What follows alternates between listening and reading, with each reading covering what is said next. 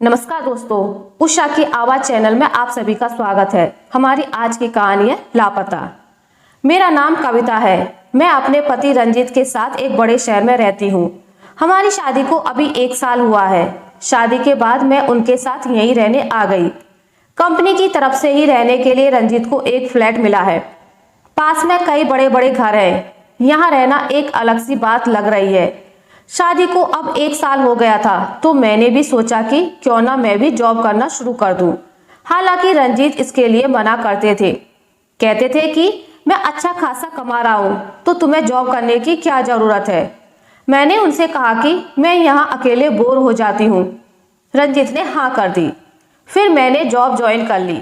Job के साथ घर का काम करने में थोड़ी परेशानी हो रही थी, इसलिए मैंने सोचा कि घर में काम करने के लिए एक नौकरानी रख लेती हूँ। लेकिन बड़े शहरों में अच्छा काम करने वाली का मिलना ज्यादा मुश्किल होता है। इतनी जल्दी किसी पर विश्वास भी नहीं किया जा सकता। हमारी सोसाइटी में कई घरों में काम करने वाली आती थी। सोसाइटी में ही मैंने काम वाली की तलाश शुरू की। आसपास के घरों में काम करने वाली से मैंने बात की, लेकिन कोई भी अब और ज्यादा काम लेना नहीं चाहती थी, इसलिए सभी ने मुझे मना कर दिया। मैंने यह बात रंजीत को बताई और उन्हें ही कोई काम वाली को ढूंढने को कहा। रंजीत ने कहा कि वो कुछ करते हैं। कुछ दिन के बाद उन्होंने घर पर एक काम करने वाली को रख लिया। रंजीत उसे पहले से जानते थे। शादी से पहले रंजीत उसी के यहाँ से अपने लिए खाना मंगवाते थे। उसका नाम लता था। वो कोई 45 साल के आसपास की होगी। मुझे तो जैसे कि सुकून मिल गया हो। अब मैं अपनी जॉब आराम से कर सकती थी। सुबह और शाम को खाना बनाने का कोई झंझट नहीं था। घर में कोई काम करने वाला जो आ गया था वो बड़ा अच्छा खाना बनाती थी।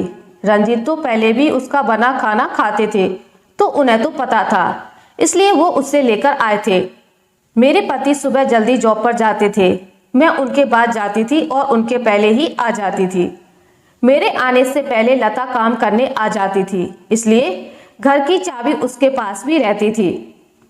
शाम को आते समय मैं कुछ समय सोसाइटी की महिलाओं से बात किया करती थी। लगभग सभी को अब मैं जानती थी। शाम को सोसाइटी की सारी महिलाएं भी घूमने बाहर निकला करती थी। ऐसे ही आज जब मैं उन सबसे बात कर रही थी तब एक खबर मुझे पता चली। हमारे 5 घर छोड़कर ही एक परिवार रहता था। बड़ा रईस था। उनका वो खुद का घर था। उस घर में काम करने वाली एक लड़की करीब 19 साल की सुबह से घर पर नहीं है। वो लड़की उनके घर का काम करने के साथ वहाँ रहती भी थी। वो आंटी बता रही थी कि वो सुबह जब जल्दी उठी तब वो लड़की घर पर नहीं थी। फोन किया तो उसका फोन भी स्विच ऑफ था। सोसाइटी में किसी ने उसे जाते नहीं देखा। वो आंटी कहने लगी कि घर में देखना होगा, क्या पता कुछ लेकर तो नहीं गई। लड़की तो अच्छी थी, लेकिन आजकल कब कोई बदल जाए इसका पता कहाँ चलता है। उस लड़की से मैं भी मिली थी। अच्छी लड़की थी, बात तो अच्छे से करती थी। शाम की सारी बातें सुनने और घूमने के बाद मैं घर आई। रंजीत मेरे आने के कुछ घंटों बाद आते थे, लेकिन आज मैंने उनकी गाड़ी घर के बाहर देखी। वो इतनी जल्दी आज कैसे आ गए, यही सोचते हुए मैं दरवाजे की ओर जा रही थी। दरवाजा मैंने अपनी चाबी से खोला, लेकिन वो नहीं खुला क्योंकि उसे अंदर से बंद किया था। मैंने डोरबेल बजाई, लेकिन कुछ देर खड़ी रहने के बाद भी दरवाजा नहीं खुला। थोड़ी देर बाद वो आए और उन्होंने दरवाजा खोला। रंजीत ने कहा कि तुम आ गई। उनके चेहरे पर एक अजीब सा डर था। मैंने पूछा क्या हुआ, इतने डरे क्यों लग रहे हो। वो बोले कुछ नहीं, मैं नहा रहा था इसलिए दरवाजा मैंने अंदर से बंद कर दिया। आवाज सुनाई नहीं दी। उनकी बात सुनकर मैं अपने बेडरूम में चली गई। सुबह से घर से बाहर थी तो बड़ी थकान हो रही थी। बेडरूम का दरवाजा बंद करना मैं भूल गई। हवा से दरवाजा इधर उधर हो रहा था। जब दरवाजा खुला होता है तो मेरे बेडरूम के मिरर से हमारे हॉल का बाथरूम दिखाई देता है। मैं मिरर के आगे खड़ी होकर अपना मेकअप निकाल रही थी कि मुझे वो लड़की मिरर में दिखी, वो भी हमारे हॉल के बाथरूम में। रंजीत भी उस बाथरूम में घुसे जिसमें वो लड़की पहले से ही थी। यह सब मैंने क्या देखा। मुझे यकीन ही नहीं हुआ। इतना देखने के बाद हवा से मेरे बेडरूम का दरवाजा बंद हो गया। मुझे अब बाहर का कुछ दिखाई नहीं दे रहा था। मैं अपना सर पकड़कर अपने बिस्तर पर बैठ गई। मैं सोच रही थी बाहर जाकर देखूं क्या, और जो भी मैंने देखा शायद वो सब गलत हो। मैं धीरे धीरे अपने बेडरूम का दरवाजा खोलने के लिए गई। मैंने दरवाजा खोला तो बाथरूम का दरवाजा तो खुला हुआ था। रंजीत और वो लड़की दोनों ही वहां नहीं थे। मेरी स्थिति उस समय क्या थी मैं बता भी नहीं सकती। मैं सोच रही थी कि रंजीत उस लड़की को कैसे जानता है।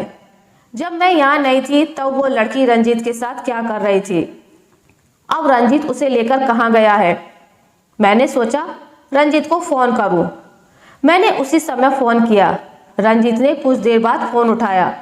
मेरे कुछ पूछने के पहले ही रंजीत ने कहा कि मुझे कुछ काम आ गया है, बस थोड़ी देर में आता हूँ।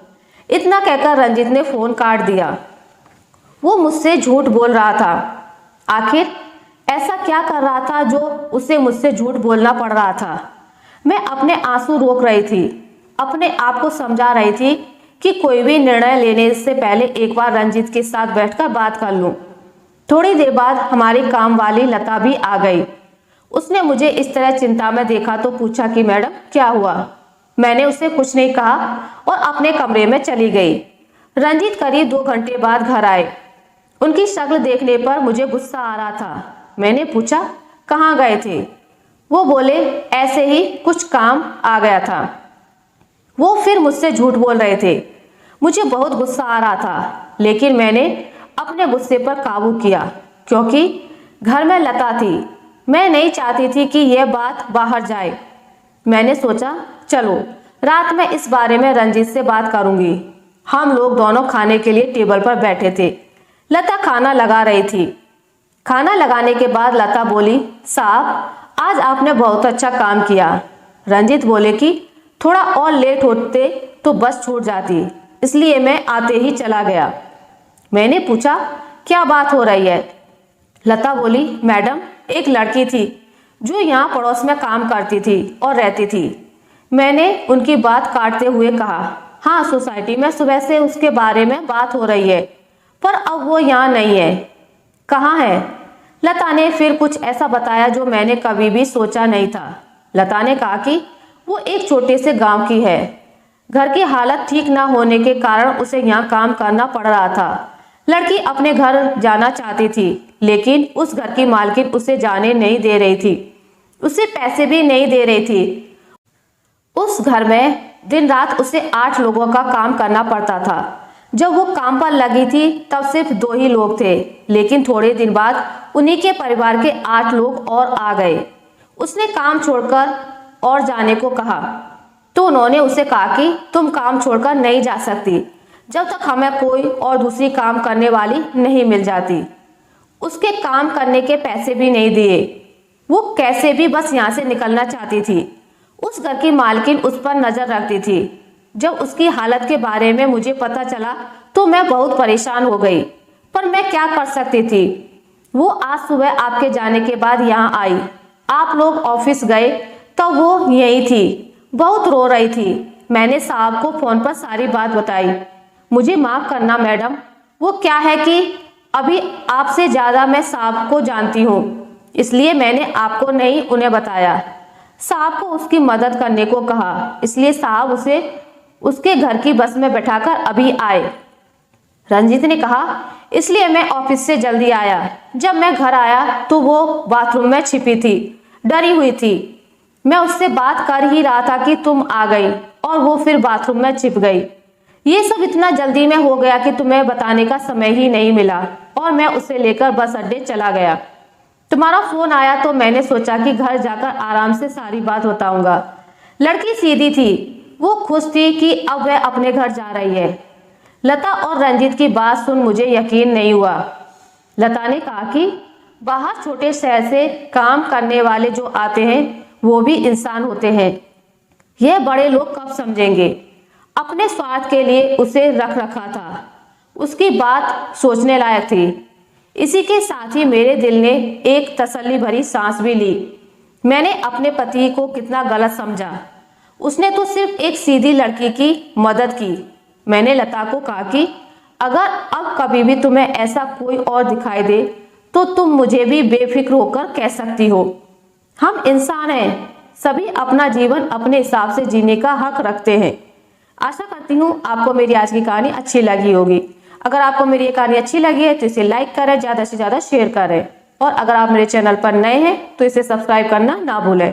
मिलते हैं एक नई कहानी के साथ, तब तक के लिए नमस्कार।